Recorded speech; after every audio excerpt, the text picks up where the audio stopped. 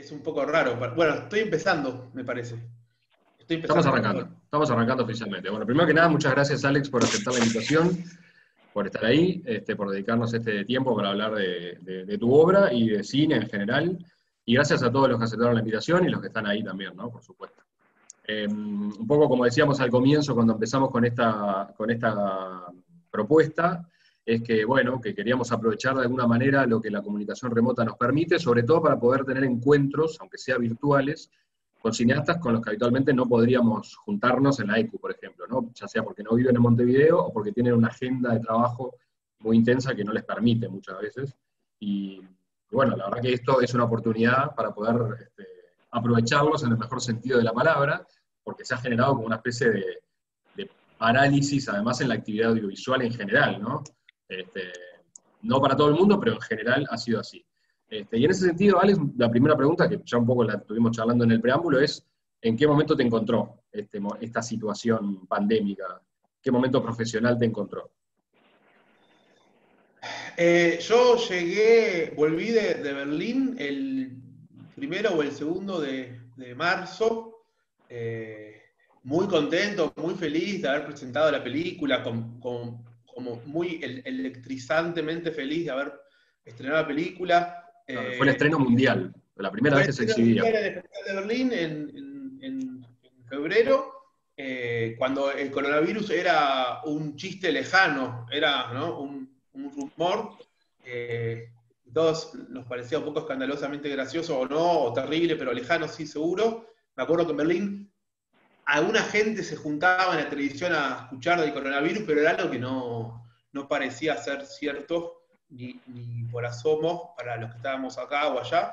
Y nada, y a los días de volver, cuando la agenda que tenía por delante era en un punto incierta, pero era un punto con festivales confirmados, y con el inicio de una gira o una especie de gira, o un año que prometía viajes y alegrías, o qué, o sí, presentar la peli finalmente, después de tantos años, que me llenaba de ilusión. Teníamos confirmado Nueva York en el New Directors New Film, en el MoMA y el Lincoln Center. Estaba el estreno en Uruguay, también confirmado, y bueno, otros que aún no se hicieron públicos, entonces tampoco puedo nombrar, pero había como un inicio de una gira que era finalmente el encuentro de la película con el público. Era en algún punto efectivamente terminar la película, que es efectivamente terminarla con el público, que un poco de ese sabor dulce había sentido en Berlín y había sido como muy, aparte de gratificante, sorprendente y emocionante, porque uno no sabe yo no sabía qué película tenía, no sabía cómo uno la iba a poder ver de afuera. Yo estaba tan metido, tanto tiempo peleándome con esta película, que en un punto había perdido cualquier noción distanciada de la película como un todo y qué podía generar. Y fue muy emocionante eso, poder comprobar ese encuentro con el público en Berlín, y quería mucho más de eso. Y bueno, todo eso, que es historia pasada o suena a fantasía ahora. Entonces, un poco me agarró con ese inicio de gira de trunco. Hubo un tiempo que fue hermoso, hubo un tiempo de incertidumbre, de no saber si se iban a hacer o no esos festivales, si iban a haber o no viajes, y estar a la expectativa de eso. Y en un punto, cuando se cayó todo eso, fue que entró la cuarentena acá en Buenos Aires. Para mí fue claro que era el tiempo para no tener más fantasías con la película esa, hasta nuevo aviso por lo menos, y poder ponerme con lo otro, con lo otro que era la segunda película que no existía, que no existe, que era una fantasía, y que hace un tiempo sonaba muy lejano poder pensar en otra cosa que no sea Chico Ventana. Entonces nada, me agarra ahora en cuarentena, 45 días más o menos de encierro, que estoy escribiendo la segunda película. Todavía no sé muy bien para dónde va, pero empiezo a tener alguna certeza o alguna noción. Y estoy en el viaje ese nuevo, en la oscuridad de escribir la segunda película. Contento porque puedo volver a poner mi fantasía, mi deseo en algunas cosas que me... nada, eso. Y la verdad, en un punto, es un momento que me viene bien dentro de todo este escándalo, poder estar encerrado escribiendo. O viendo películas y poniendo a dialogar las películas con lo que pienso que puede ser mi segunda película, o o ese estado que pide un poco de cadencia, de encierro, al menos en mi caso, de poner a charlar con cosas que no sé muy bien qué son, estar en una especie de nube. Me está pasando eso, y bueno, en algún punto, no sé si la palabra disfrutar, pero sí lo estoy padeciendo, en el buen sentido. Como eso, esa incertidumbre que es encontrar la segunda película. Genial. Me pasa Genial. eso. Pude ver, por ejemplo, Satantango, que era lo que hace miles de años que estaba por ver y nunca veía, como cosas así. Pude ver cosas que capaz que antes no tenía tiempo o fuerza o paciencia. Está claro, está claro. Sí, que la película, como decíamos, se iba a estrenar acá en Uruguay en el marco del Festival Internacional de Cinemateca, que obviamente se pospuso por razones obvias, y es una incógnita cuándo la vamos a ver. Ojalá que sea pronto, pero bueno, nada. Ojalá que sea en la primavera. Igual, no sé, especular es complicado ahora, ¿no? Pero ojalá que sea pronto, Totalmente. sí. Sí, Y si no les a pasa lo de los nosotros, niños, chicos, a ustedes. No a sé. nosotros nos pasa también que tenemos, a nosotros, ECU, quiero decir, tenemos en marcha, digamos, una convocatoria para un Festival Internacional de Escuelas de Cine que organizamos en agosto, y no sabemos todavía si lo vamos a poder hacer presencial, online, o más adelante. En fin, estamos como viendo diferentes variables. Hablando del Festival de Escuelas, me gustaría decir, como dato anecdótico totalmente irrelevante, pero para nosotros no lo es, que en el primer Festival Internacional de Escuelas que a mí como coordinador de la escuela me tocó organizar, que fue el del año 2012, fue que tuvimos en competencia, como representante de la Universidad del Cine, a tu cortometraje La inviolabilidad del etcétera, etcétera. Así que ahí empezó como a entrar, por lo menos en nuestro radar, tu nombre, Alex, y al poco tiempo apareció en la lista de proyectos concursables en diferentes fondos de desarrollo primero y de producción después. Durante muchos años. Sí, hace ya varios años, sí. Un Y proyecto durante muchos años. era como medio enigmático, porque era un proyecto que por un lado tenía un título muy particular, ya hablaremos del tema de los títulos de tu obra, si querés, y por otro lado era de alguien que no era, por lo menos para mí en ese momento, alguien familiar del medio. No entendíamos muy bien quién era este Alex Piperno que venía acá a pedir fondos de desarrollo ni de producción. Lo cierto es que Alex Piperno es uruguayo, nació en Montevideo, pero estudió cine en Buenos Aires, en la Universidad del Cine. Entonces, como estamos en el marco de una escuela de cine, no puedo no preguntarte qué recuerdos tenés de esa etapa de formación. ¿Por qué elegiste la Universidad del Cine para estudiar en primer lugar? ¿Y qué lugar crees que ocupa en el realizador que sos hoy vos? Cuando decís esto de este tipo que viene a pedir fondos, un poco como, no, pero está bien, lo recojo porque como para mí también es raro. Yo me vine a Buenos Aires a los 21, pero mi productora es uruguaya, la compañía productora, y la película es uruguaya, y en Buenos Aires soy uruguayo, y en Uruguay soy porteño o algo así, a menos no me conocen, entonces como medio raro eso. Me resulta entre incómodo y cómodo, porque como por un lado hay algo de ser, son diferencias, pero digo, en todo caso no tan grandes, ¿no? La de entre Uruguay y Argentina, en un punto, digo, sí, son cosas distintas, pero verdad que, bueno, hay también similitudes. Pero en un punto, esa pequeña extranjería en Uruguay y en Argentina, en algún punto, me siento que está buena, siento que me gusta, como que es verdad que hay cosas que uno tiene que lo constituyen como uruguayo por la formación, por la cultura, que encuentra como pequeñas diferencias afuera, en Buenos Aires en mi caso, que no logro del todo poder entenderlas, o con muchos años fui entendiendo, y lo mismo, lo que voy tomando de Buenos Aires se me pega en el cuerpo, y hay algo también de extranjería en Uruguay. Y hay algo de eso que me gusta, porque es como no pertenecer del todo. Bueno, y la película en un punto tiene que ver con eso, porque Chico Ventana, que nadie la vio, pero igual existe, que bueno, hay algo de un barco que tiene puertas, que lleva a distintos lugares, y en un punto todo surge con los viajes del buquebús, que juntaban dos tipos de vida que tenía en un punto paralelas. Hay algo de todo eso, de estar en ese entre, que me constituye en un punto. Y me gusta eso. Entonces, eso, no sé, no es una pregunta que me hiciste, pero bueno, fue por el comentario de este tipo que viene a buscar los fondos. Y después, ¿qué? De la formación, ¿cuál es la pregunta? No, bueno, eso, ¿qué recuerdos tenés de esa etapa en el sentido de, nada, en realidad, qué lugar le otorgás a la formación, qué tan relevante crees que fue para vos en formarte en el realizador que sos hoy? ¿Y qué lugar, en definitiva, crees que tiene la formación curricular, como las que ofrecemos las escuelas de cine, en generar como nuevos talentos o en impulsar nuevos talentos? A mí el saber me gusta. A mí el conocimiento o la intuición ligada al saber, pero ese mundo me gusta, me calienta, me genera pasión. Entonces hay algo del estudio, de lo académico, de aprender el lenguaje del cine, que a mí me gusta mucho. Me acuerdo de esto, fueron 5 años de formación en donde casi no pude filmar, porque no podía filmar para cubrir, para poder estar al día con la currícula, no había tiempo para filmar, y el que filmaba dejaba de estudiar, y creo que eso ahora habrá cambiado, al menos en la universidad donde yo estudié, pero no sé cómo será, pero sí que es una pregunta. Y es una pregunta que a mí me formó, porque yo no filmé tanto. Yo en algún punto no tengo un oficio, y en algún punto eso me complica a la hora, no soy un técnico, no tengo tanto rodaje encima, me fui aprendiendo de lo que es un rodaje en un punto con el largo, y hay algo ahí también de extranjería, que me gusta, porque siento que hay algo de no tener oficio, de no ser un profesional, supongo que ya lo soy en un punto, pero hay algo de no ser un profesional, de no saber, de no dar por sentado lo que se supone que es una película o un rodaje, que me parece que está bien.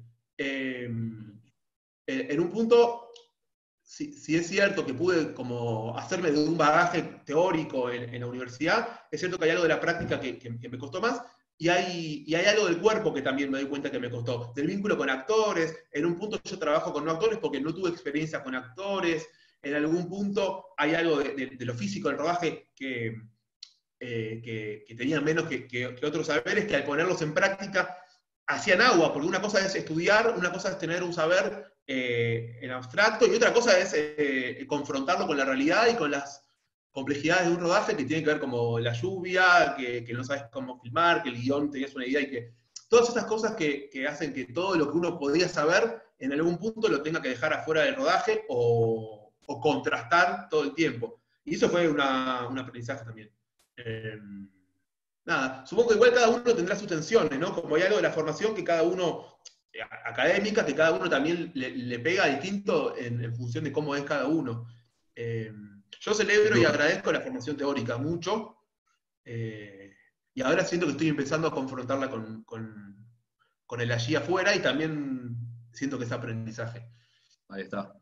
¿La inviolabilidad del domicilio es un trabajo curricular de la FUC o es un trabajo que hiciste luego con apoyo de la universidad? El cortito ese fue un corto que hice para lo que era el concurso Georges Méliès, no sé si se acuerdan, que era un corto que organizaba la Embajada de Francia para Río de la Plata, de hasta 6 minutos, creo, con un tema, y el tema era piscina ese año. Entonces hice un corto para el Méliès como un juego, como una excusa, que después no quedamos, o quedamos, pero no sé qué cosa en el Méliès, y después lo reedité. Parece que no puedo hacer un plano, pero lo reedité, y después quedó en Cannes, en la Semana de la Crítica, y empezó una gira hermosa que bueno, que fue muy constitutiva también para mi formación.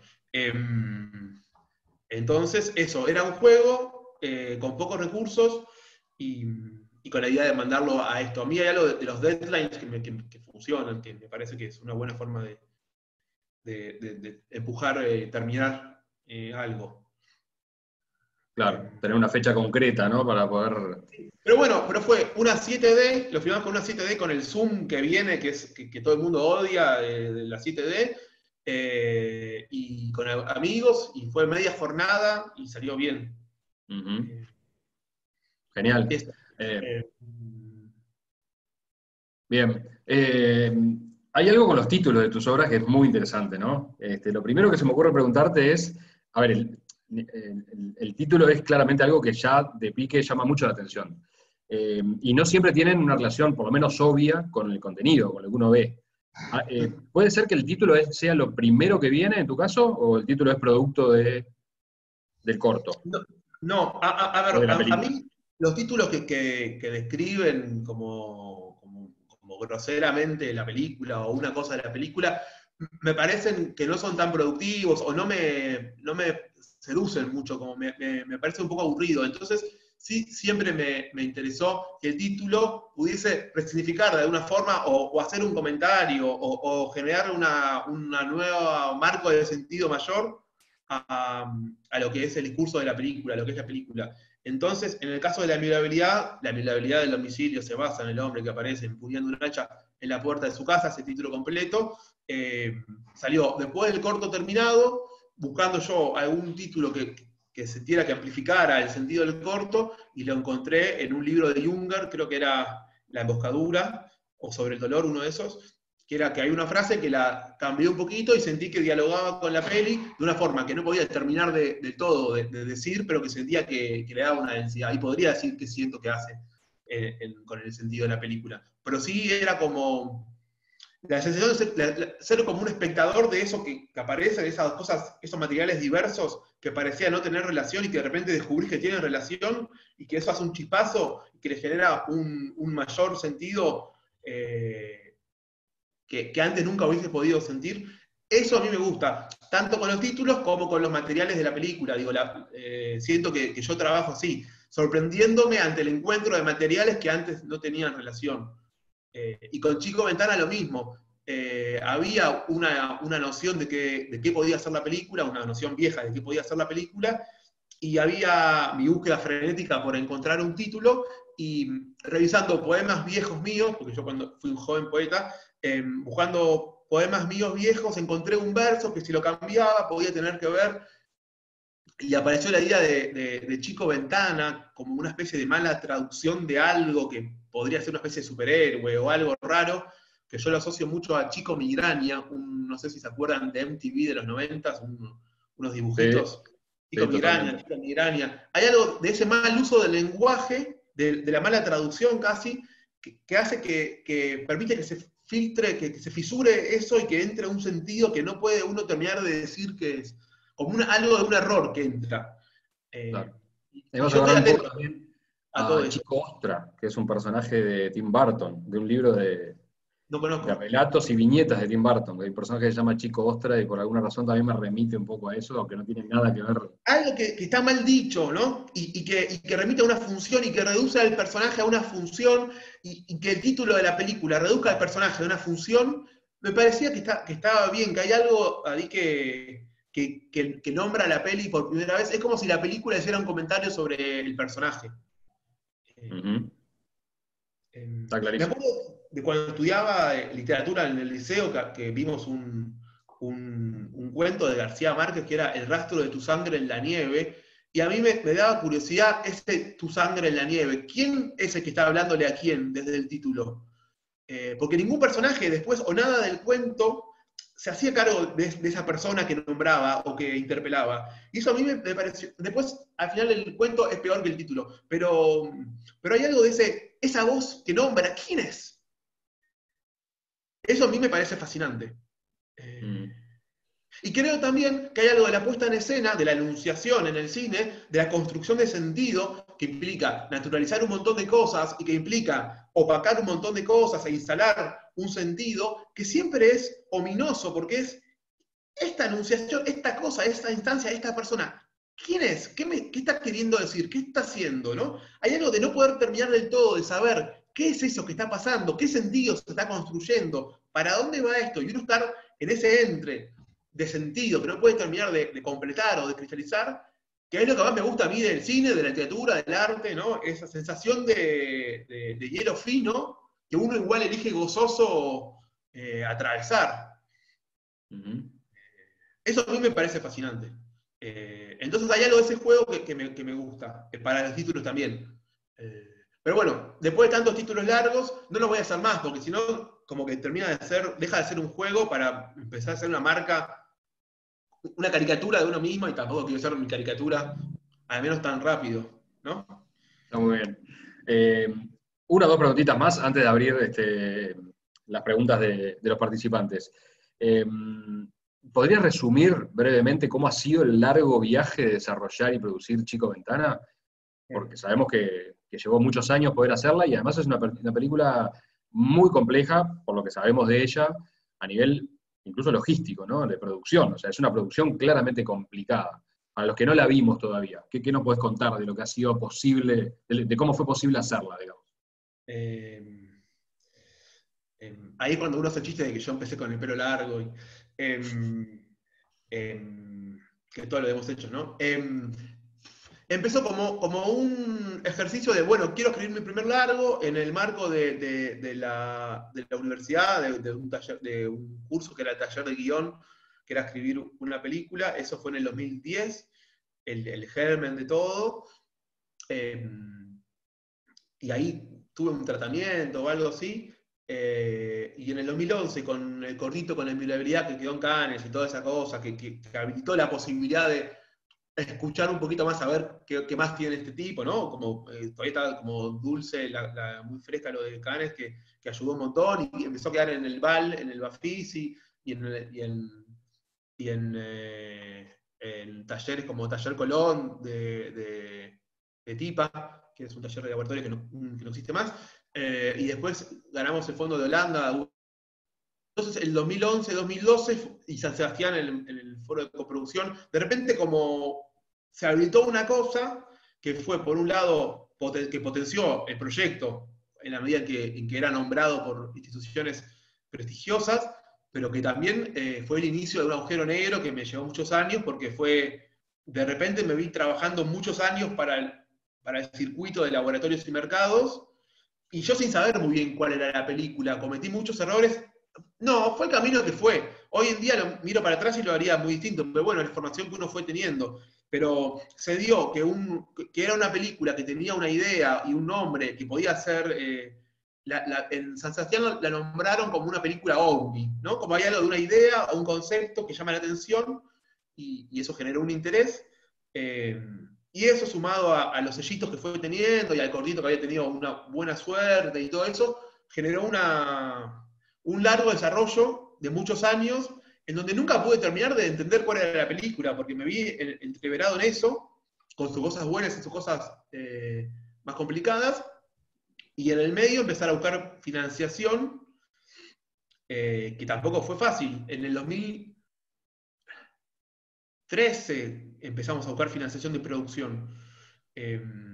Hay Y que la decir primera acá, que perdón un paréntesis, que vos sos el productor principal de la película, soy además, productor ¿no? uruguayo mayoritario, sí, soy el productor uruguayo de la película mayoritario, con Lucía Moreira como productora asociada y como par desde un Ventana Azul en el 2000, no sé cuál, 13, 14, 15, no me acuerdo. 12 o 13, ¿no? Algo así. Hace muchos años, y ¿te acordás? Y bueno, y entonces el primer fondo que ganamos fue el de Brasil, en el edital, el Fondo de Cooperación ANCINE y CAU, para películas uruguayas mayoritarias en el 2014, el primer fondo, y después, bueno, fue como completar la financiación que fue una coproducción finalmente entre Uruguay, Argentina, Brasil, Holanda, Filipinas, siendo que el fondo de ICAO lo obtuvimos en el 2017, y en el medio fueron las evaluaciones, o sea, fueron muchos años de conseguir financiación. Siento que me estoy abriendo mucho, perdón, no estoy ni pensando. No, está perfecto. Pero también porque creo que era un proyecto tan entreverado que nadie en el fondo estaba seguro si eso podía ser llevado a cabo. Uh-huh. Porque, para los que no saben, es una película bueno, ¿vieron la sinopsis o algo? No sé, es como que se filmó en Filipinas, se filmó en Uruguay, se filmó en barcos, en un barco, que en verdad son varios, y tiene pasajes secretos entre los distintos lugares, y todo eso era un poco la palabra que me dicen mucho, que es ambicioso, que a mí me parece horrible, porque como si uno quisiera pergeñar un plan para alguna cosa y uno va atrás de algo que no sabe lo que es las películas de uno, sin saber muy bien qué efectos va a tener después en uno mismo y qué complicaciones va a tener. Uno va atrás de ese sueño que no sabe, que ni es un sueño, porque no es que yo soñé con una película, como yo fui atrás de algo que se fue convirtiendo en una película con las complicaciones que fue teniendo. Entonces, más que ambicioso, fue todo lo contrario, fue torpe, fue infantil, fue inocente, fue lleno de inocencia, que se fue pudiendo hacer. Y creo que también, aparte de su complejidad de producción, esa inocencia ese entusiasmo por la película, por algo que podía ser como imposible de pensar en términos de producción, o insensato de pensar en términos de producción, en algún punto es también magnético, porque si uno tiene un entusiasmo ciego, eso termina trayendo equipo, como armando,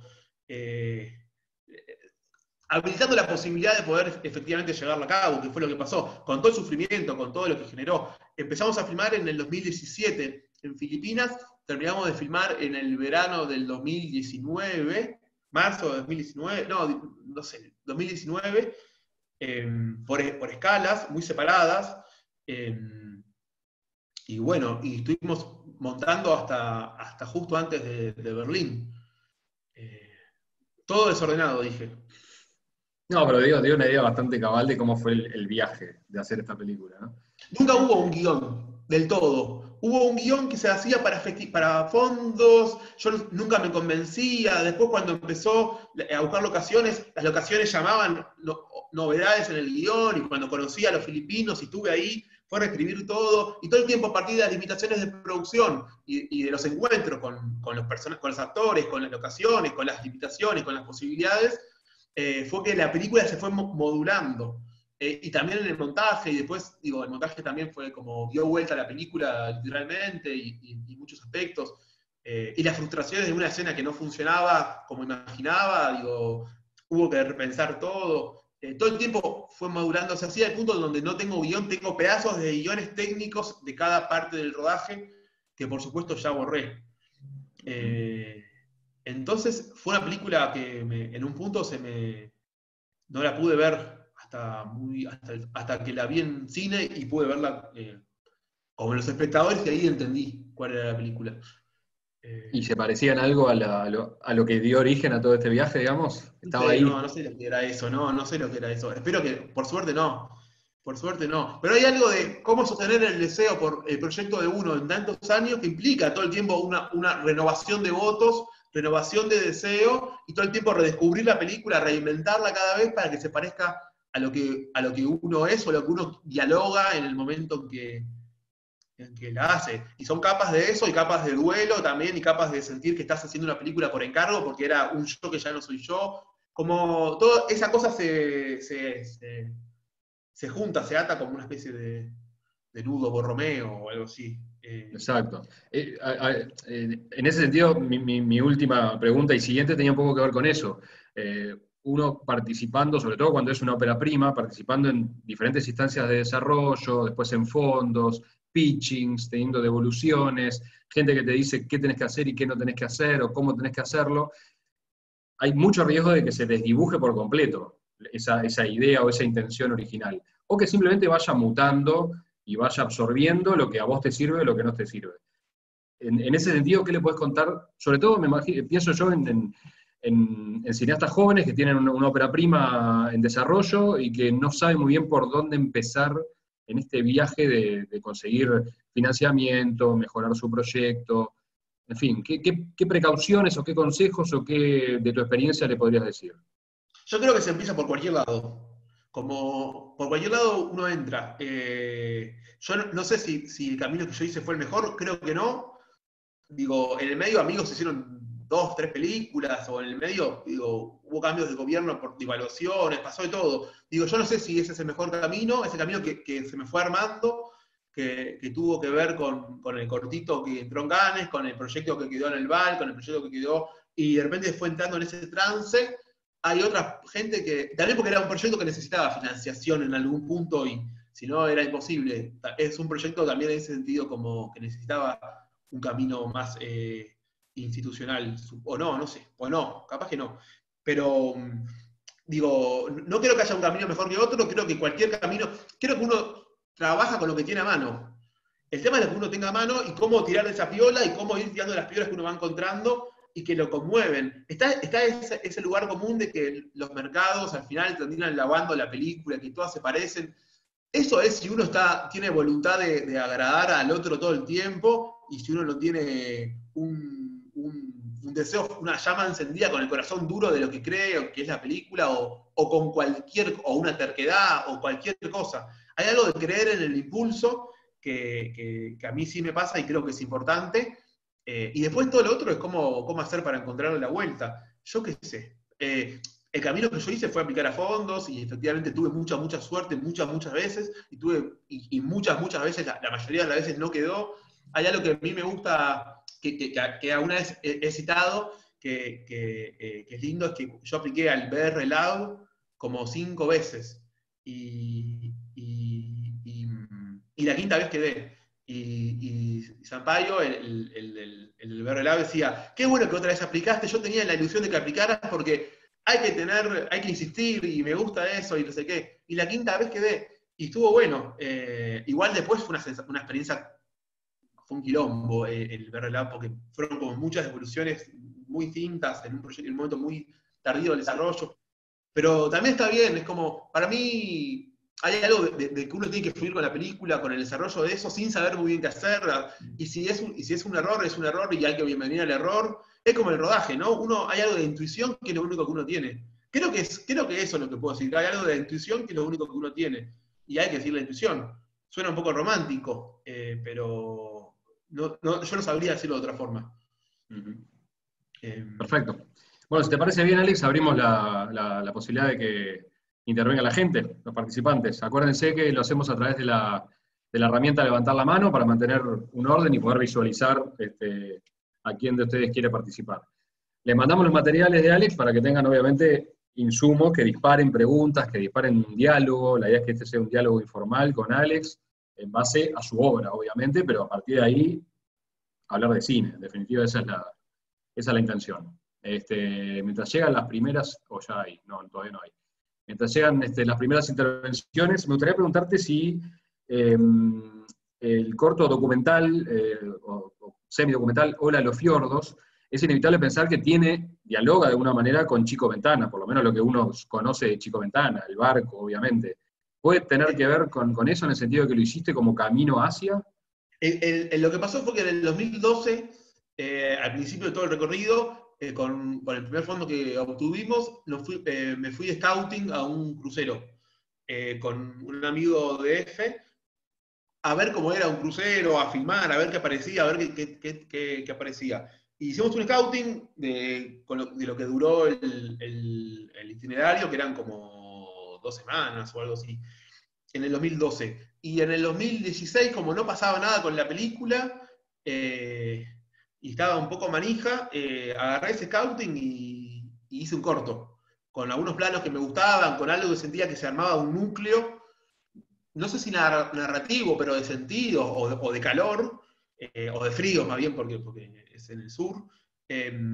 Con eso hice un cortito, para mover las aguas, siguiendo con la metáfora de marinas, para mover las aguas, para ver qué me pasaba con eso, para sacudir un poquito la modorra, porque la frustración de no sentir que no filmaba nunca la película era abrumadora, digamos. Así que eso, fue material scouting. Al punto en donde hay planos de ese material scouting que filmamos con la 5D, que están en la película, que pudimos empatarlo y que forman parte de la película, porque después se hizo más que complicado, imposible filmar en cruceros reales. Entonces hubo que mentir mucho el montaje y juntar muchos barcos distintos para armar el barco de la película. Así que estuvo bien ese scouting. Genial. O sea que terminó sirviendo como de alguna forma como material de ensayo, si se quiere, para la película, para el largo, en un punto. Y fue como un norte, fue al menos sentir que uno podía filmar en un barco, que había algo de esas imágenes que tenían un interés para mí, que había algo que aparecía que me gustaba y que había un mundo que me interesaba. Ese mundo después se hizo esquivo para filmar, porque como te digo, filmar en un crucero fue imposible. Pero es como sentí que era una forma de ir bordeando la posibilidad o la fantasía de filmar la película. Perfecto. Eso, ensayar cómo podía ser ese marinero, cómo podía ser ese mundo, de ver cómo era, de ver qué sentido construía, de ver cuánto rendía las imágenes de la forma en que la había filmado. Eso, y ver cómo habían cosas como el agua, como los rojos, manchones rojos en las líneas lisas, en las superficies lisas del barco, en el viento, en lo imprevisto de las ventanas o de los espacios que de repente aparece alguien, como todo ese mundo, toda esa ecología del crucero, cómo eso podía potenciar la ficción, había una película allí. Era seguir creyendo que había una película allí, que había que poder filmar. Algo de eso. Perfecto. Vamos con la primera intervención. Les pido a quienes hagan la pregunta o la intervención que se presenten, que digan su nombre y si son estudiantes, cineastas o lo que sea, para simplemente Alex sepa con quién está dialogando. Vamos con Mateo. Adelante, Mateo. Buenas, Alex, un gusto. Mateo, Bueno. estudiante de realización en la ECU. Serían dos preguntas, me parece, concretas. La primera es si en el momento de escribir un guión alguna vez te has censurado, sin decir si aclarar la situación, solo si lo has hecho.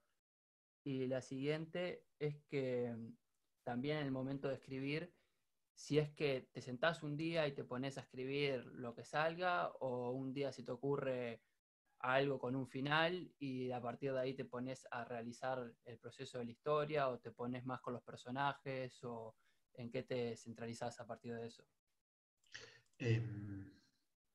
Espera, por un lado lo de censurar, y todo el tiempo, ¿no? Es re difícil. Uno está tan expuesto, como ahora mi película no tienen tantos diálogos, y tienen diálogos, por momentos más, por momentos menos, soy muy malo para los diálogos, y me doy cuenta que hablo mucho, y me doy cuenta que mis películas no hablan tanto. Entonces, me doy cuenta que hay algo que me resulta muy difícil de algo del cuerpo y algo de los personajes ahí, y soy más bien como un boyero, como un fijón de lo que va pasando, y me doy cuenta que me gusta verlo, imaginar lo que va pasando, pero me doy cuenta que me cuesta acercarme a veces a la emoción de los personajes, y que la emoción a mí se me arma viendo esas acciones físicas que hacen y descubriendo que atrás de eso hay una intención, y viendo cómo esa intención se va construyendo a partir de las escenas, de la puesta en escena, de los espacios, de los desplazamientos y de las acciones. Pero me doy cuenta que hasta este guión que estoy escribiendo ahora había algo de los diálogos y de lo más emocional o vulnerable o tonto de los personajes que me resultaba como muy hostil, que es algo que ahora estoy intentando acercarme, incluso a partir de transcribir charlas mías de WhatsApp, donde ya hay diálogos, entonces voy escribiendo esos diálogos. Pero es algo que sí, todo el tiempo me censuro, y uno siente que es bochornoso. Esto es bochornoso, esto no. Entonces, ahora quisiera ir a todo eso que es bochornoso, pero me cuesta mucho. Por un lado, eso sí que todo el tiempo me censuro. Y después también el rodaje. Hay escenas que incluso las escenas más amorosas, que en rodaje me da mucha vergüenza. Y las filmaba, no me quedaba contento, y en montaje las borré hasta que me di cuenta que eran necesarias y que estaban bien, y que por vergüenza no quería ponerlas. Y estuvieron bien, y la carne esa uno la necesita. Así que todo el tiempo me censuro. Porque siempre pensé que había algo de lo formal, de los procedimientos formales y de la astucia de la puesta en escena, que era lo más interesante del cine. Capaz que porque uno, cuando es joven, le gustan las bandas de punk. A mí nunca me gustó el punk, pero por él le gustan las bandas que son estrambóticas o son muy singulares y radicales. Y después, bueno, hay algo de lo que no es tan radical, que hay que poder también bienvenir en la película, que es lo que estoy haciendo ahora, creo. Pero entonces todo eso es todo el tiempo censura. En el cine y en la vida, ¿no? En las relaciones también, en el vínculo conmigo mismo, más allá del cine también. Es un trabajo que uno va haciendo. Y después, lo otro, ¿cómo escribo?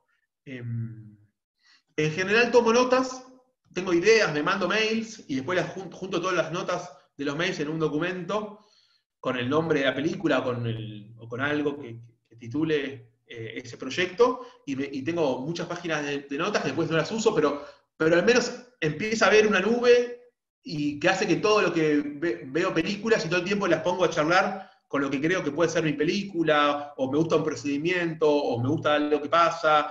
Entonces todo el tiempo voy viendo cómo mi película, como si fuese una especie de prueba o de ensayo, o de descubrimiento en otras películas, y en general en todas las cosas de la vida. Como estoy muy tomado por la idea de que, bueno, ahora estoy escribiendo una película. Me pasa eso. ¿Cómo te pasa a vos, por ejemplo? En verdad. No, yo escribir no escribo, pero lo que se me ha ocurrido sí siempre ha sido de ver películas, ver si me gusta o no, mezclar cosas que he visto y imaginación. A mí me gustaría poner a actuar, o sea, elegir actores, ponerlos a actuar y empezar a filmar y que la película, que el guión sea algo más de filmar y montar, y filmar y montar. Hasta ahora no tuve esa experiencia, pero es una experiencia que me interesa. Soy más capaz, más mental, más de encerrarme, pero eso. Ahora mismo es ver películas y mandarme mails. Perfecto, muchas gracias.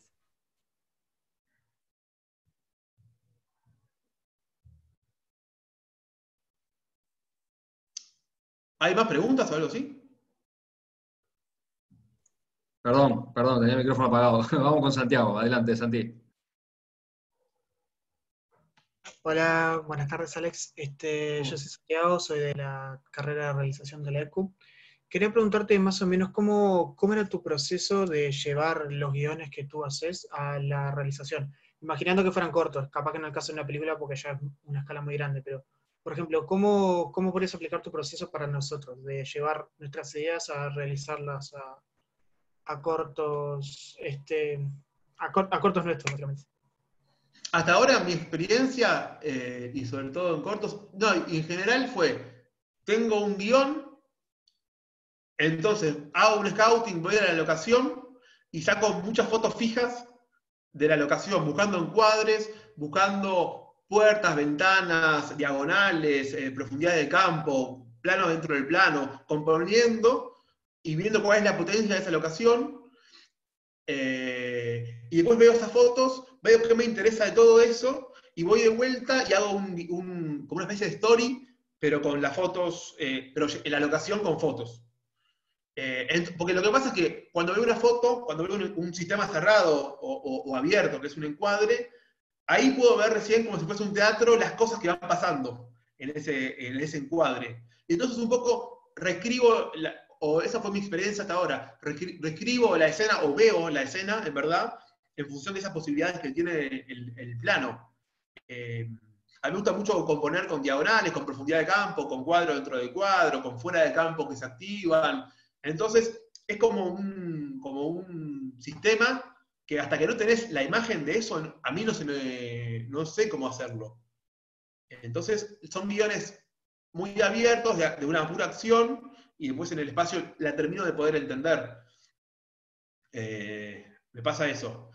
Igual después me doy cuenta que la filmo de una forma y la uso de otra, en otra escena, como hago muchas máscaras, como trabajo con planos fijos, uso muchas máscaras y me agarro una parte de una toma, otra parte de otra toma, o borro una parte del plano, y como voy armando con capas, con layers en el programa de edición, planos que ahí donde antes no había un plano, donde era otra cosa, voy inventando el plano porque necesito ver lo que va pasando. A mí me pasa así. Bien. Gracias, Santiago. Vamos con Rodrigo. Adelante, Rodrigo. Buenas, ¿se me escucha?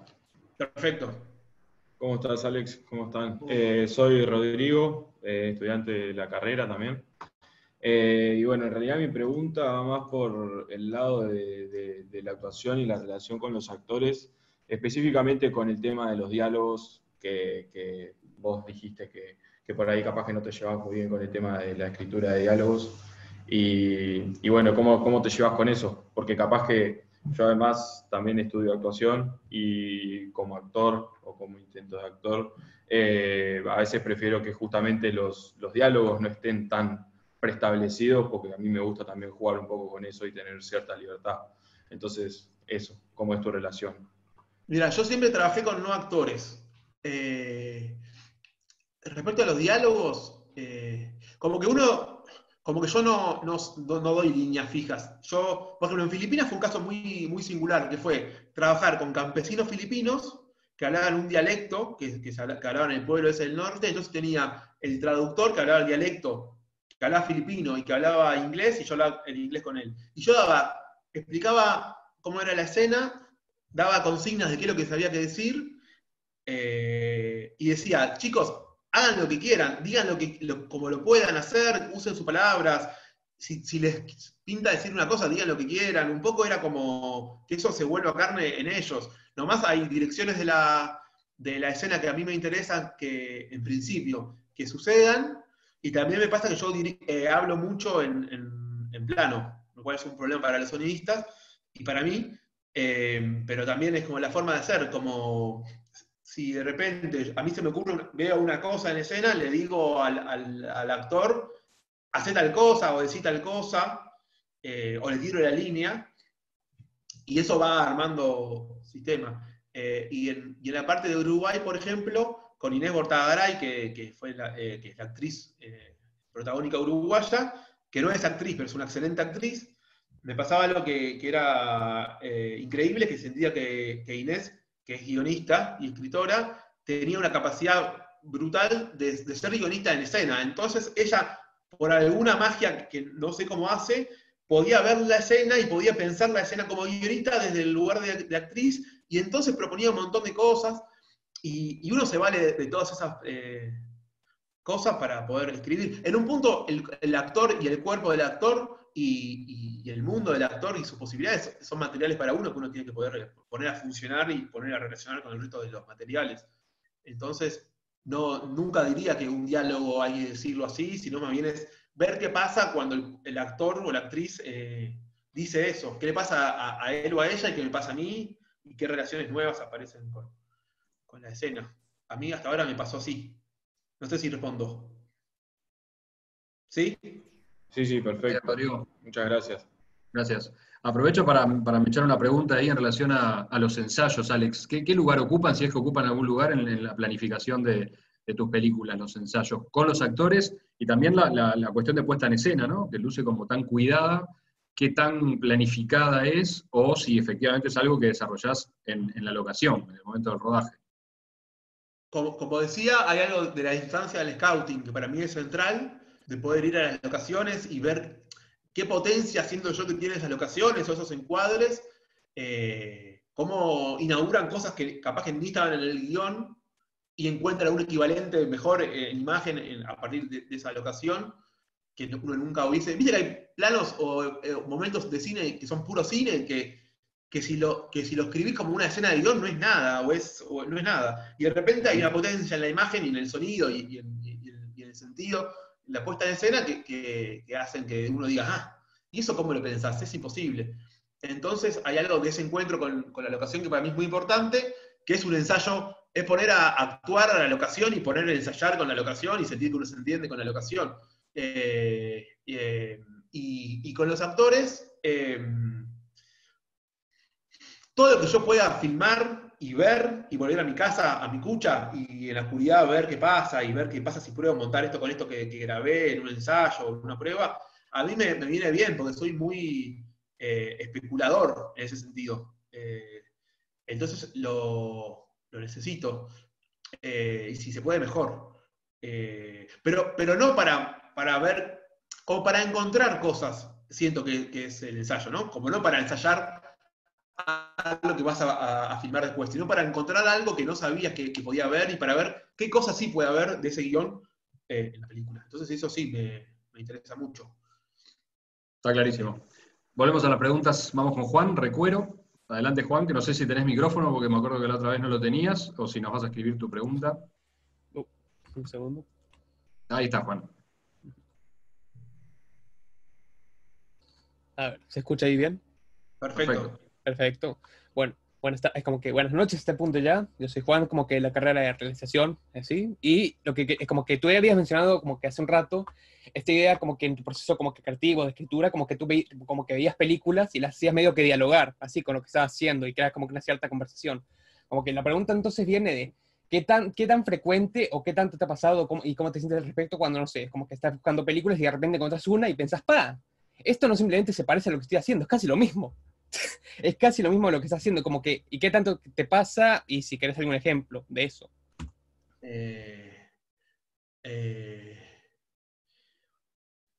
No sé si me pasó tan así como te pasó seguro a vos. ¿A vos te pasó seguro? y está bien. Bueno, uno se siente menos solo, ¿no? Porque uno siente a veces que no tiene nada de sentido lo que hace y de repente sí tiene sentido y lo que uno creía que era raro, de repente si lo socializás, estamos todos medio en la misma. Y entonces, no sé, si pasa eso, mejor. Es difícil de encontrar una película que uno lo conmueva tanto, de sentir una cercanía tan... Yo con Chaiming Liang me pasa que fue el que me generó una sensación de que, el cine puede ser esto. Entonces, pero no decir, esto es justo lo que yo quería. Pero entonces, ¿la pregunta cuál era? De caso como que estás escribiendo algo, o simplemente como que pensando una idea de quiero hacer una película con esto, y ver que alguien como que medio ya lo hizo, sin que tú supieras. Y como que a veces tipo, esto, entonces medio como que por lo menos... Ya lo hizo mejor y lo copio. No sé, también. Digo, hay cosas que sí, que decís, mirá cómo encuadró y no sé, cómo resolvió esto. No sé, por ejemplo, nada que ver en un punto, pero hay cosas en Viva el Amor del Chaiming Liang, que es que no sé si la vieron, que es que el actor de siempre, que es un divino, entra a una casa que encontró la llave, que robó la llave, y entra a una casa vacía, y recorre la casa vacía, una casa que está a la venta, entonces está sin muebles, sin nada, y cómo él recorre y cómo él ocupa esa casa, a mí me pareció como muy interesante, y esto quiero decir, lo bueno de eso es que cuando uno quiere copiar, copia mal, y cuando copia mal, está creando. Lo que uno puede hacer es copiar mal. Eso me parece buenísimo. Y eso también te libera de cualquier responsabilidad, porque uno nunca lo va a hacer igual, uno lo va a hacer distinto. O al menos yo, en el intento de querer hacer algo parecido a algo que vi, me sale algo que no tiene nada que ver, y que eso soy yo. Eso pienso. Porque uno no crea de la nada, uno crea mezclando, agarrando cosas y juntándolas, y una cosa que uno junta, una de las cosas es uno mismo. Eso a mí me da un montón de tranquilidad. Muchas gracias. Gracias a ti, Juan. Vamos con Jorge, adelante.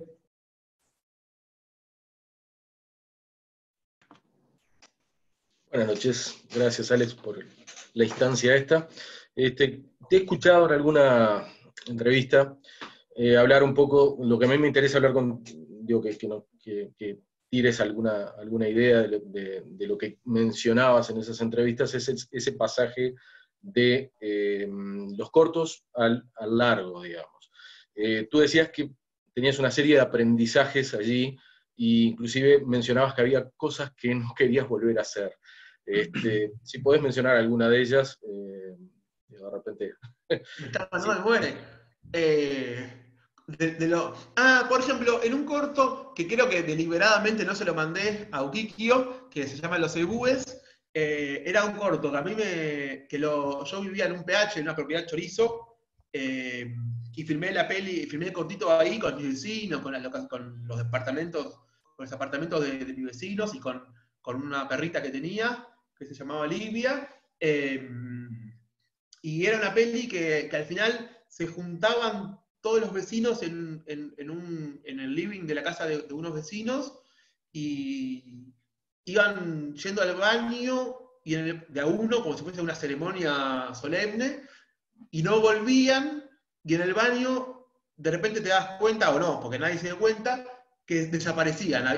Uno de los últimos planos era, o el último, no me acuerdo, era un plano del vidrio esmerilado del baño desde afuera, y entonces en ese vidrio esmerilado veías que se iba perdiendo. Después la gente pensaba que el personaje se perdía en profundidad de campo, ¿no? Que desaparecía, y nadie entendía que era una puerta fantástica, porque claro, ¿por qué uno va a pensar que uno va al baño y desaparece? Eso lo pensaba yo y lo daba por sentado yo, pero la gente no lo da tan por sentado. Entonces lo que me di cuenta es que por querer ser elegante o por no pecar de demostrativo o de literal o de explícito, nadie entendía nada. Y durante mucho tiempo cometí todo el tiempo incesantemente el error de mostrar menos porque pensaba que si no estaba muy mostrado y nadie entendía nada.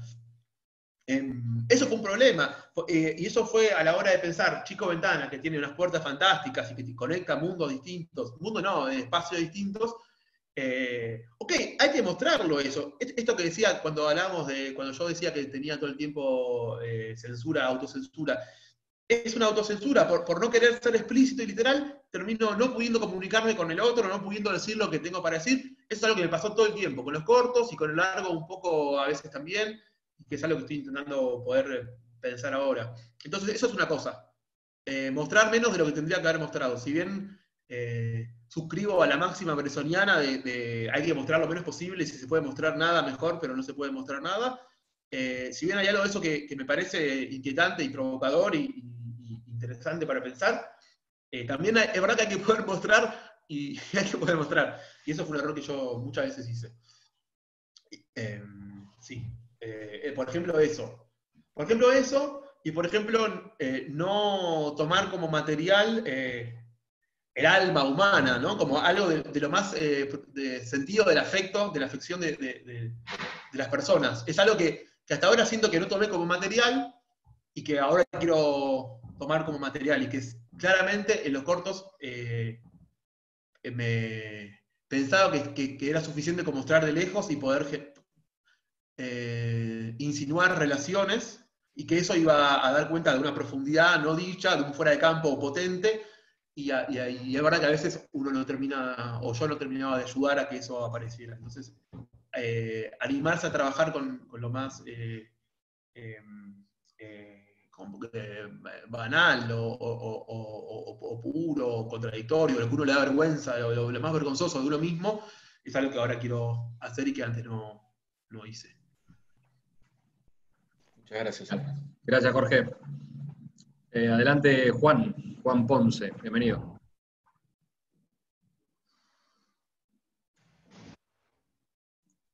No se escucha nada, ¿eh? ¿Está por allí, Juan? ¿Ahora me escuchan? Ahora sí. ¿Cómo va? Alex, un gusto. Igual. Aprovecho y saludo a Lu que anda por ahí. Mi nombre es Juan Ponce León, soy egresado de la Escuela de Cine como realizador y montajista. Y ahora, justo que te escuchaba la respuesta anterior, creo que se pisa un poco con lo que te iba a preguntar. Ayer vi 2 cortos de los que mandó Enrique y yo estoy viendo acá los títulos. Yo en la locura de estos campos y la inviolabilidad del homicidio, esos 2. Sí. Y bueno, primero felicitarte sobre todo por, no sé, me parece que hay como cine cuando uno ve lo que vi, hay cine ahí, Bueno. hay como olfato a cine. Pero también me pasó una cosa, y acaba la pregunta, que dije, ¿cómo se manejará Alex, en este caso, con el espectador? Porque, ¿qué pasa? No, claro, cuando veo esos cortos me surgieron 70.000 preguntas. A ver. Al verlos, ¿no? Diciendo, quiénes son estos tipos? Te pongo como, por ejemplo, el primero, ¿no? ¿Quiénes son estos tipos? ¿Qué es esa casa? ¿Quién es esa mujer que sale por la ventana? El tema de las capas, eso que está alucinante, la luz que se prende arriba, por qué le tiran a la piscina, etcétera.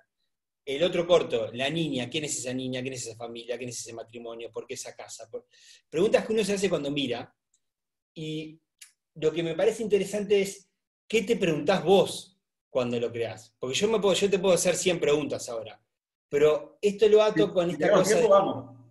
Claro, no, porque me parece interesante, porque creo que es una dicotomía a la que se enfrentan muchos realizadores y directores, y no tanto, puede ser un fotógrafo también, un director de arte, no solo el director, de decir, ¿hasta qué punto me cago, perdón la palabra, en el público, en el tipo que ve esto, o hasta qué punto lo contemplo? ¿Hasta qué punto soy lo que soy? ¿O hasta qué punto digo, vos pará, acá hay gente que capaz que me tira esto que dijiste hace un rato, decir, la clave es hacer lo que uno quiere hacer. Sí, es eso. No, pero está bien, y no tratar de agradar. Pero también hay un punto donde vos estás haciendo esto para que lo vea alguien. O sea, no lo estás haciendo para guardarlo en un cajón, ¿no? Entonces, no.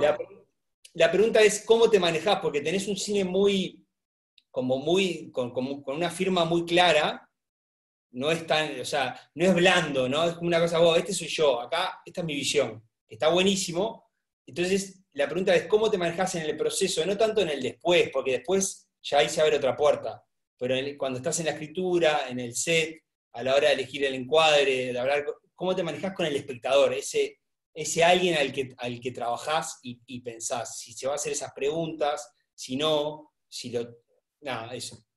Hay una frase que es muy linda, que no me acuerdo, en un texto de Roberto Bolaño, que habla de un notario de la maravilla, no sé cómo es, que anota las cosas sin poder entender su sentido último.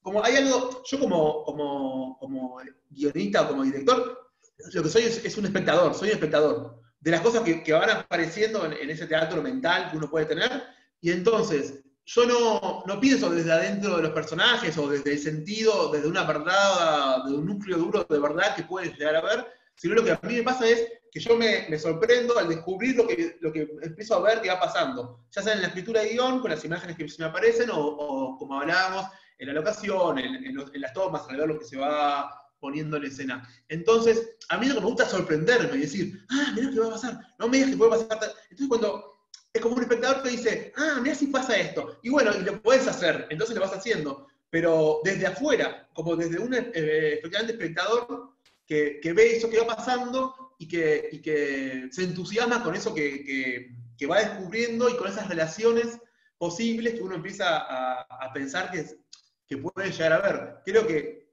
lo que me gusta es cargar de esas relaciones posibles a los materiales o a los personajes que también son materiales. Entonces, por ejemplo, en la inviolabilidad del domicilio era, ok, hay una casa con una pileta, porque por la consigna que había del corto, y yo esa casa la conocía, era de una amiga, entonces, bueno, voy a filmar en esa casa. Y de repente, en mi imaginación salen unos tipos y digo, ¿qué va a pasar? Y de repente salen otros tipos, entonces ahí el juego era, cuando uno cree que está entendiendo la situación, o que hay un escenario que es uno, algo de fuera de campo aparece para reordenar esas relaciones, para resignificar esas relaciones, para poner más información y hacer que todo se reformule. Entonces, con entradas y salidas, lo que yo sentía es que aparecía algo que todo el tiempo se me escapaba y todo el tiempo me atrapaba la atención y quería ver qué había ahí. No sé qué es lo que había ahí, digo, uno puede especular, incluso como desde mi lugar privilegiado, uno puede especular qué había, pero lo que hay es un acontecimiento, lo que hay es una presentación de algo, que uno no puede terminar de nombrar, eso es lo que hay, una presentación de algo que uno no puede terminar de nombrar, y que todo el tiempo se te escapa. Incluso la luz que se prende al final del corto, la hice en postproducción, porque sentía que tenía que haber un movimiento más, musical, no sé qué es, un movimiento más que diera cuenta de que los tipos entraron y conquistaron algo. Después alguien me dijo, como que, no, hay alguien arriba que prendió la luz porque al escucharlo, bueno, puede ser. No sé cómo completar esa de contenido eso. Digo, para mí eran, los tipos subieron y no sé qué, pero lo que sí está claro que más allá de eso lo que hay es un movimiento de un fuera de campo que se activa, un movimiento que uno percibe en la imagen que va atardeciendo, que tenés en la piscina a un tipo muerto, que no lo ves, pero sabés que está, y eso que no ves y sabés que está, que es ominoso, que es fantasmagórico, llena carga de tensión esa imagen fija, y eso a mí me interesa. Entonces, eso es lo que yo te puedo decir de ese corto, por ejemplo. Eso te puedo decir de ese corto. Digo, esa gente quién es, no lo sé, digo, seguro que tienen elementos que pueden ser del cine negro, pero eso no es cine negro. Seguro que puede tener que ver, por ejemplo, retomando la pregunta de qué cosas copio, hay un plano de una peli de Roy Anderson que tiene mucho que ver con eso, con esa situación. Bueno, había algo de esa tensión de se va a tirar, lo va a tirar, ¿qué va a hacer? Que es lo que a mí me atrapa. De esas cosas se llena mi corazón, digamos, ¿no? De esas cosas son las que me gusta tirar de la piola. No necesito yo saber qué pasó, saber quiénes son. No me hago esa pregunta tampoco. Ok. Clarísimo. Gracias, Juan. Bueno. Vamos con Francisco. Adelante. Hola, ¿se escucha? Sí, perfecto. Sí. Hola, Alex. Mi nombre es Francisco Carlero. Ahora estoy en el liceo y el año que viene me gustaría estudiar cine. Mi pregunta va más... No lo hagas. Mi pregunta va más referida a la hora del guión. O sea, ¿vos cómo te llevas a la hora de escribir y pensar si lo que estás haciendo es realizable, tipo a la hora de buscar un presupuesto, o si te dejás llevar más o sea, si te dejás llevar de lo que escribís y después ver cómo se consigue el presupuesto? Si tenés alguna restricción No sé si se entendió o me trabé un Perfecto. poco. Ah, Perfecto. En general, los cortos los trabajé a partir de locaciones que podía conseguir, que sabía que podía conseguir o que tenía a mano, o que creía que tenía a mano y después no supieron estar a mano. Pero en general es a partir de certezas. Porque los cortos en general son, bueno, vamos a filmar esto, que sea lo más sencillo posible en un punto. Entonces, siempre en términos de producción, los cortos los hago a partir de lo que sí puedo conseguir. Bueno, el perro de Llor en la locura no, lo fui a buscar. Pero porque yo sabía que había algo del trabajo con animales que me conmovía. Después, con Chico Ventana, fue como un viva la pepa rarísimo, que así costó carísimo y fue muy complejo y no lo volvería a hacer ni loco, pero porque ya lo hice también. Que fue bueno, voy a escribir mi película y la voy a poder hacer porque sí, porque se va a poder hacer. Y al final se pudo hacer con sus limitaciones y con sus complejidades, pero fue de vuelta, a partir de las bondades de la locación, ver cómo se podía resolver. Por ejemplo, bueno, cuando vean la peli charlamos, pero hay algo del final de la película y de una parte de la película más fantástica que fue a partir de que se cayó una locación que teníamos, que me gustaba mucho, y encontramos otra que no tiene nada que ver, que era otra cosa, y fue repensar la película para esa locación posible y fue mucho mejor, por ejemplo. Entonces eso fue una buena cosa y me parece bien, me parece importante poder reescribir el guión a partir de las limitaciones y las posibilidades que uno tiene. Y con la película que estoy escribiendo ahora, que no sé ni cuál es todavía, que yo pensé que era algo sencillo y ahora aparecieron cosas rarísimas que no sé cómo se filmarían ni nada, pero envalentonado por la posibilidad del VFX, de los efectos especiales de postproducción, que a veces con no mucho habilitan posibilidades mágicas que uno no imagina que puede llegar a tener. Entonces, lo que a mí me pasa después de la experiencia tortuosa de Chico Ventana, de 10 años hasta hacer la película, lo que me pasa es que me parece importante poder trabajar a partir de cosas que uno puede tener o a partir de alguna certeza. Pero, bueno, eso. Me pasó que estando en Filipinas, que dormíamos de día para trabajar de noche, porque de día llovía, entonces no podíamos filmar de día porque era una luz hermosa, pero era complicado para la producción, entonces dormíamos de día para poder filmar de noche y poner lluvia artificial o luces y toda una cosa que era una cosa delirante. Y cuando me di cuenta que estando a las 12 de la noche subiendo una montaña diciendo good morning a 70 filipinos, porque de repente no hay seguros técnicos en Filipinas, entonces hay un filipino por pedazo de lente o de cámara, era subir una montaña toda embarrada a las 12 de la noche para filmar a un filipino en un bosque de noche. Me dije, con 70 personas atrás, dije, loco, puedes hacer una peli fantástica con mucho menos, como no es necesario irte a Filipinas para filmar una peli fantástica. Entonces, ahí entendí que hay algo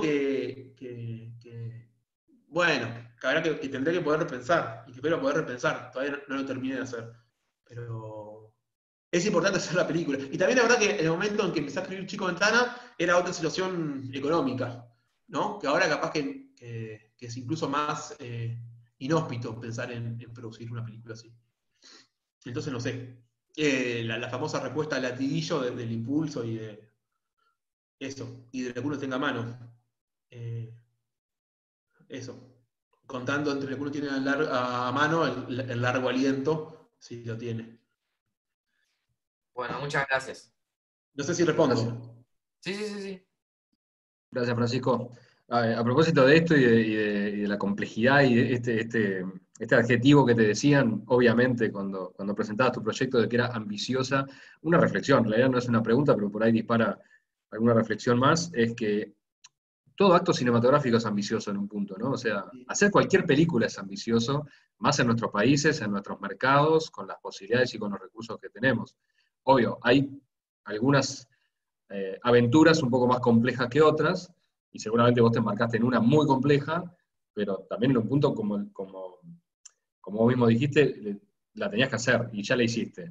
Por ahí no la volverías a hacer. Pero también es insensato. Entonces, si es insensato, y si el cine es insensato, bueno, digo, sostengamos eso, porque al final, como si uno va a hacer una película con todo el esfuerzo que implica, con todo el esfuerzo de hecho que implica, si no vas a hacer algo que sea singular, que sea efectivamente lo que a vos te conmueve y te convoca y te interpela y estás dispuesto a dejarte arrastrar por eso durante tantos años, si vas a querer pegarla o hacer algo que sentís que va a estar bien o que va a ser parecido a lo que ya viste, en un punto es abrite una inmobiliaria, no sé, ahora no se puede, pero hacer delivery. Pero digo, si vas a hacer una película, metete hasta el fondo de la insensatez, siento. Sin duda. Le recordamos a quienes quieran hacer preguntas que levanten la mano a través de la herramienta levantar la mano de Zoom. Adelante, Sofía. Hola, mi nombre es Sofía, hago la carrera de la ECU, de realización, y te quería consultar algo que en realidad que vino a partir de las películas, que en realidad como que ya venís contestándome bastante, pero nada, como a mí me interesa la parte de dirección, pero a su vez yo soy fotógrafa, entonces no puedo dejar de estar como con ese chip prendido.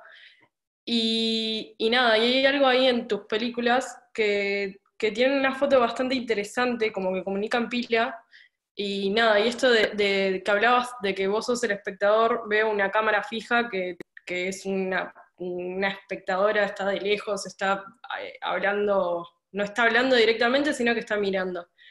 Y quería saber cómo es el proceso que haces junto al DF o quien sea, ¿cómo te involucrás? ¿Cómo es esa relación? Si ya viene de antes, si se va dando. Ya escuché que hacías un scouting primero vos, con fotos fijas y demás. Y nada, quería saber cómo hay ese proceso. Y después otra pregunta que es más de chusma. Quiero saber, el perro de Llora en la locura, si está entrenado o cómo fue ese proceso, también me interesa la pila. Sí, respuesta primero del perro, se llama Tuki, es un perro entrenado increíble. Yo, desde la inviolabilidad del domicilio del corto de la casa, que justo por voluntad divina apareció un gato y un perro abajo de la ventana cuando salta la chica, dije, nunca más no filmo con animales. Porque me parece que hay algo de lo real, de la verdad, y de algo casi documental que da densidad a la ficción, que me parece conmovedor. Entonces, de repente fue medio natural que hay que filmar animales. Y entonces, este fue el primer perro que yo no conocía. Porque en general, cuando filmo con animales, siempre les escribo los papeles a los animales que conozco, porque sé lo que pueden hacer y no, entonces pienso a partir de eso. Y ahí fue, bueno, voy a filmar una peli con este perro y no me importa nada. Y fue hacer ensayos con el perro, probar, a ver qué hacía, explicarle a los entrenadores los trucos, y fue lindo ese encuentro, porque es un perro que no es actor, es un perro que labura dando clases, labura dando clases y labura en salud, el perro. Entonces nunca había hecho cine, pero hay algo de la dinámica que es similar, son trucos que hacen que el perro haga tal cosa, o sea, mandos que hacen que el perro haga tal cosa, y funciona para ayudar a un ciego y funciona para filmar un plano. Entonces, es un perro entrenado y, no sé, por ejemplo, cuando desentierra, nunca había desenterrado, pero enseguida el entrenador dijo, ponemos el mordillo, no sé qué, entonces el perro, y lo estuvieron entrenando un poco, creo que son 2 semanas que necesitan. Y de repente el tipo se puso a excavar y si no decíamos que pare, no paraba. Estuvo bien. Y después, cuando arrastran a la niña, por ejemplo, la niña muerta la arrastra, tenía atrás un mordillo, como un mango, y agarraba el mango. Ahí fue más complicado que actúe la niña que actúe el perro. Los perros siempre actúan re bien. Entonces eso, con Tuki. Y después, la otra pregunta que era sobre el trabajo con el DF. A mí los encuadres siempre me interesan mucho. De hecho, yo entro a la película a partir del trabajo con los encuadres. Entonces es algo que que siempre le planteó al DF, no, yo hago el encuadre, y de repente fue pelearme con Manu Revela, que fue el DF de Chico Ventana, pelearme para bien, ¿no? Fue como... Y siempre tenía razón él, eso estuvo bueno, siempre tenía razón él. Entonces, en un punto, cuando entró en la onda de lo que quería, estaba bueno porque ya sabía de antes lo que quería hacer, a veces no, y siempre había una cosa de pensarlo junto al encuadre. Y como decía, para mí hay algo de las diagonales, de los planos del cuadro dentro del cuadro, del fuera de campo, como que el plano siempre esté bien dispuesto a recibir cosas que entren a plano, personas, cosas azarosas, si dicen locaciones que existen, cosas ambientales, nubes, movimiento, cualquier posibilidad de movimiento, que el plano la pueda recibir bien. Eso para mí está buenísimo. Entonces, eso es una cosa que siempre hablo con el DF, típico que, digo, les muestro planos de Chan Liang o de Roy Anderson o de esas cosas. Ahora no sé cómo sería, porque ahora siento que va a ser distinta para la que viene. Pero sí tengo ese gusto, o tenía ese gusto. Y después, respecto a la foto, a mí me encantó lo que hizo Manu. La foto, el trabajo de la luz es algo que yo tanto no tenía recursos como para hablar, y me re gustó. Sí puedo pensar que obvio que la foto es importantísima, pero la puedo pensar más en términos narrativos. Una luz que se mueve, una luz que hace tal cosa, que actúa de tal forma, pero de repente las noches filipinas, como las nombraba Manu, a la noche de Chico Ventana con un azul que a mí me encanta y todo eso, fue como un descubrimiento increíble. Y entonces me pasó esto, que al ver esa foto, lo que yo había escrito no me importaba más, porque de repente había una situación que era una situación lumínica y una situación espacial, una situación en el plano que redistribuía lo que se veía y no se veía de una forma que antes no estaba, que no estaba en el guión, que no estaba ni siquiera en los planos, en las fotos que saqué en la locación, porque tenía que ver con la foto. Y de repente era encontrar qué posibilidades aparecían a partir de esa puesta de luz. Entonces, por ejemplo, las sombras, las partes que se oscurecen y que se iluminan, las jerarquías que empiezan a tener los sectores del plano, la tensión que empieza a generar ese movimiento, esa actuación de la sombra y de todo eso, hace que el plano de repente sea repensarlo todo el tiempo. Prender y apagar las luces, que es algo que me encanta, ¿no? Como que el actor vaya prendiendo, el personaje prende las luces, o haya una luz prendida y apagada. Entonces, todo eso genera profundidad de campo, genera tensión, genera posibilidad de un fuera de campo amenazante o activo, y todo eso es un trabajo que recién yo me puedo dar cuenta, porque tengo poca imaginación, una vez que veo la puesta de luz. Que implica también más tiempo el rodaje, ¿no? Porque implica que el director se dé cuenta tarde de las posibilidades que había, pero bueno, se me da así. Gracias. Gracias, Sofía. Bueno, tenemos tiempo para las últimas preguntas, así que aprovechen. Yo tengo 2 o 3 que me reservé para el final, Alex. La primera es que nos hables un poquito de sonido. ¿Qué lugar ocupa en tu narrativa el sonido? Porque me parece que es uno de los puntos, por lo menos para mí, interesantes de tus trabajos. Ya sea por el off, por todo lo que sucede en off, tanto a nivel visual como sonoro, ya sea por la ausencia de música, por lo menos música extradiegética. Eso, ¿en qué momento del proceso concebís y cómo concebís el rol del sonido en tus películas?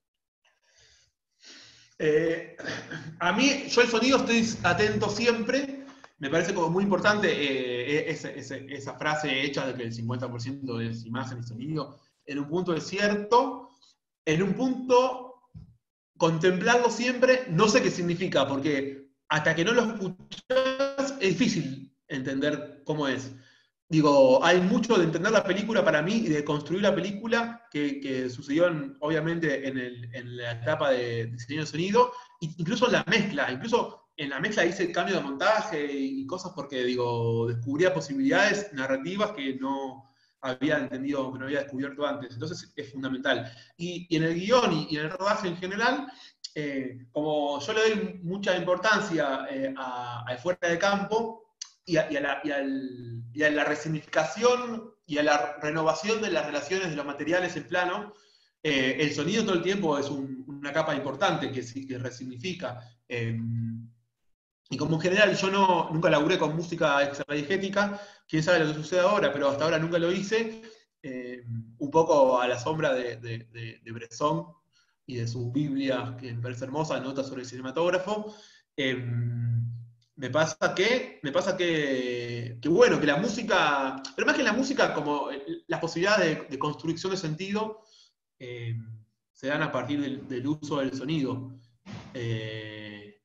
No sé, por ejemplo, la inviolabilidad del domicilio, ese tiro que le pega el tipo a la mina que está fuera de campo, y es todo un fuera de campo que se activa en función de la imagen, pero sobre todo también del sonido.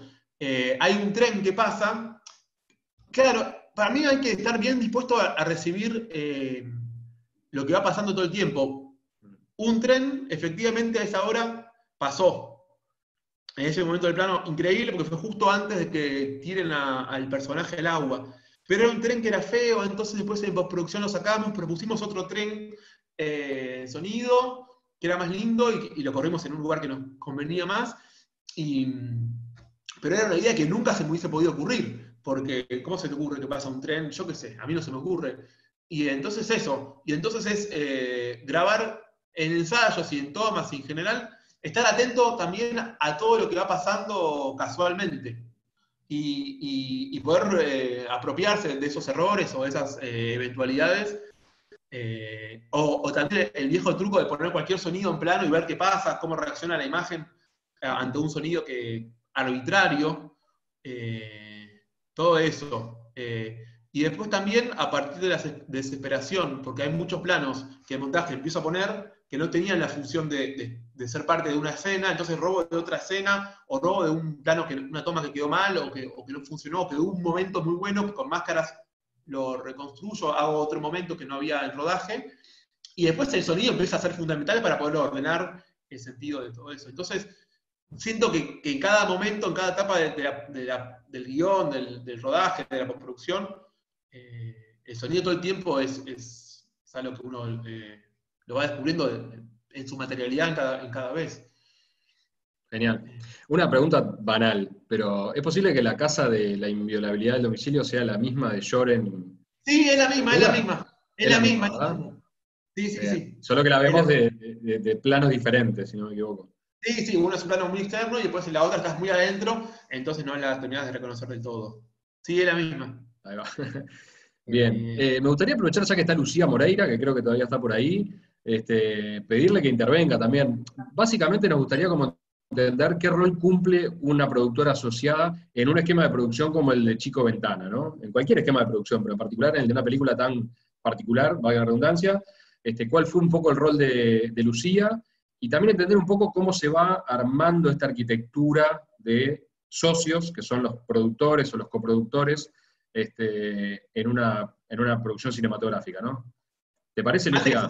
Igual directora de producción, ¿no? Fue la que se puso al hombro toda la parte uruguaya y toda la administración. Bueno, ya que lo diga ella, lo dirá mejor. Bien. Igual ibas bien. No, bueno, todo tuyo, Moreira. Bueno, sí, Lucía Moreira, productora de acá de Uruguay, que además tuvimos ese tema, que era que estábamos trabajando a distancia. Y fue todo un agregado a esta producción, ¿verdad, Alex? Claro.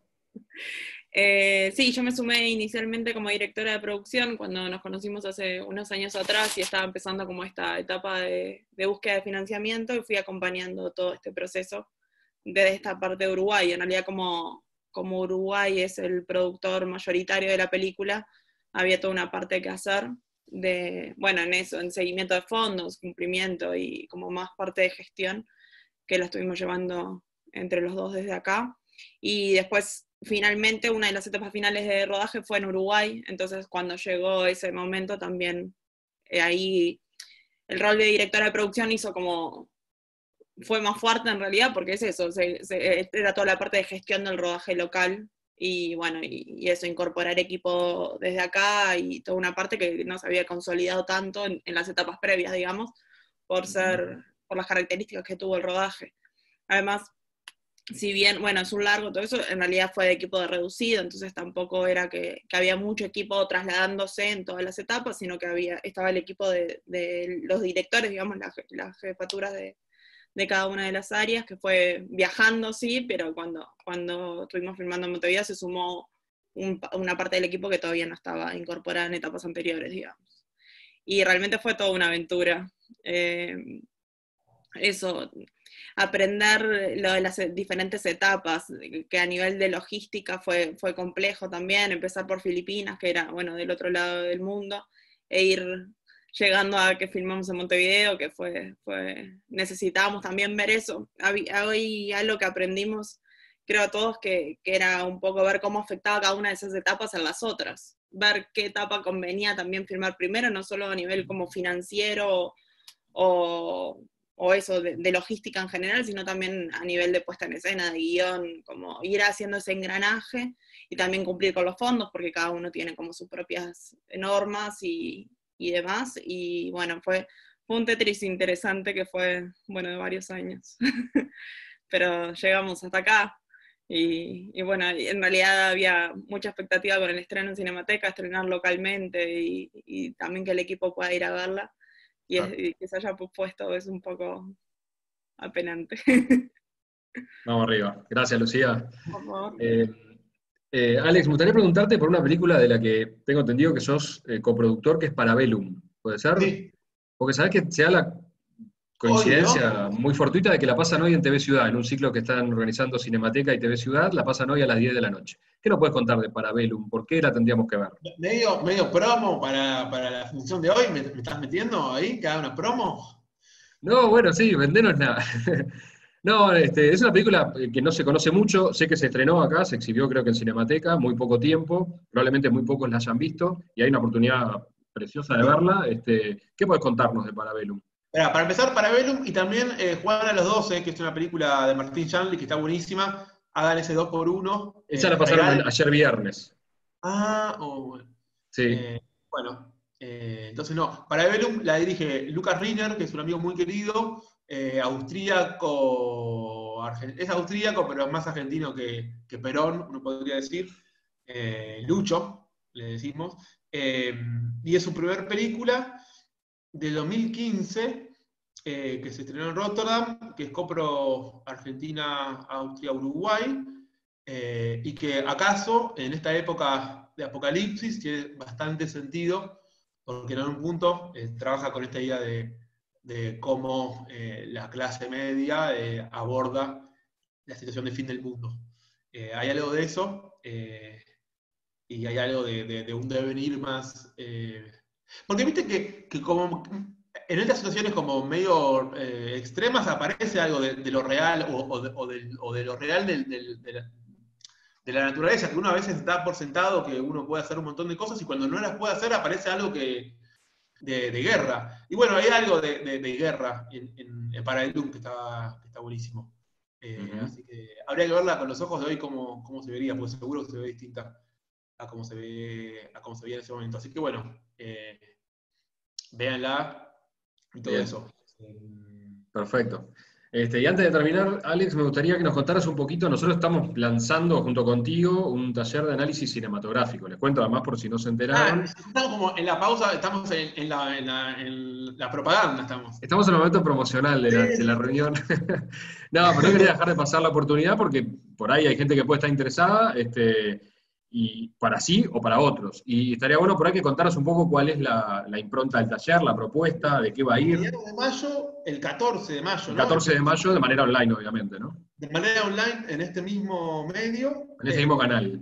Este mismo canal es un taller de... Estoy como picheando el taller. Es un taller de análisis de cine que estamos haciendo, que tiene mucho de informal, mucho de conversación a partir de fragmentos de películas y películas que vamos a estar viendo o vamos a estar mostrando vía link, para, bueno, trabajar a partir de los materiales básicos del cine, como ser imagen, sonido, montaje, a partir de eso, cómo abordar películas y cómo se construye sentido, y pensar la representación de las películas, y bueno, y también en términos narrativos, en términos de representación, en términos de construcción de sentido, sobre todo que me interesa mucho, eso, cómo pensar el cine a partir de entrar por los materiales.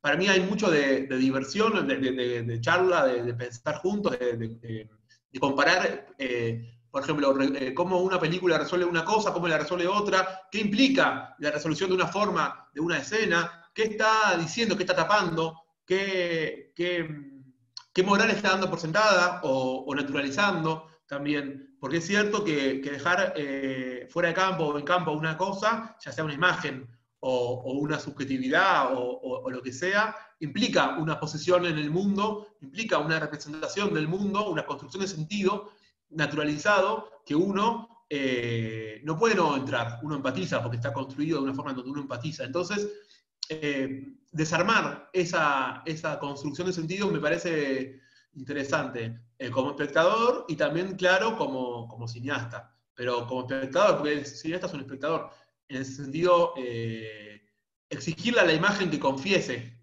¿no? Eso a mí me gusta, desarmarla. Y disfrutar ese desguace de la imagen. Es lo que vamos a hacer. Fantástico, muchas gracias, Alex. Para que le interese o para que quien tenga a alguien que crea que le pueda interesar, está toda la información en nuestra página web de la ECU, de este taller que pensamos comenzar el 14 de mayo de manera online, como decíamos. Alex, muchísimas gracias por tu tiempo. Una cosa gracias más, a todos. también pensar una cosa más, porque es que muchas veces uno accede a una película pensando que hay una verdad, pensando que hay una cosa que hay que poder entender, que capaz que uno no entiende. Y también el taller va en contra de eso, como siendo que a veces uno cree que el cine tiene una verdad escondida o un mensaje, sí, como una verdad, que también me parece bien desarmar esa posición del espectador, solemne o respetuosa. Creo que el cine no hay que tenerle respeto en ese sentido, es juego. Y es intuición y es mucho menos unívoco de lo que uno a veces imagina. Entonces, también desarmar ese prejuicio a mí me parece interesante. Habiendo dicho esto, te agradezco un montón, les agradezco a todos por quedarse acá después de tanto tiempo y de compartir la cuarentena entre todos. Ojalá que podamos ver la película pronto y motivar, Sí. ¿por qué no? Otra charla después, ojalá que en vivo allá en la nueva ECU. Sí, estaría bueno. Off the record, ojalá que si en primavera se tranquiliza un poco la cosa, estaría bueno. Pero apenas se pueda, vamos a estar ahí presentando la peli que me muero de ganas. Genial. La verdad. Gracias, Alex. Gracias a todos. Les recuerdo que el lunes al mediodía más o menos vamos a estar anunciando quién es nuestro próximo invitado o invitada de este ciclo que pretendemos llevar adelante todos los sábados de aquí hasta que dure este distanciamiento social. Gracias a todos. Buen fin de semana. Abrazo, Alex. Chau.